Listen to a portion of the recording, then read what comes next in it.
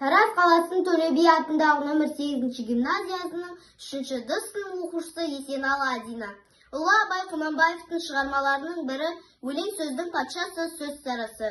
Өлең сөздің патшасы, сөз сарасы, қиыннан қиыстырар ер данасы, тілге жеңіл, жүрекке жылы тиіп, теп-тегіс жұмыр келсін айналасы.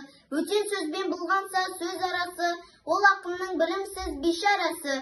Айтушы мен тыңдаушы көбі надан, бұл жұрттың сөз танымас бір парасы.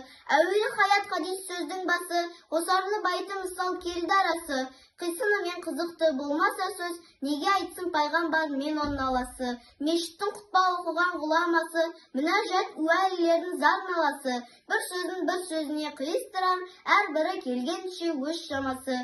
Өлеңге әркімнің ақ бар таласы, сонда да солардың бар таңдамасы. Іші алтын, сырты күміс сөз жақсысын, қазақтың келістірер қай баласы.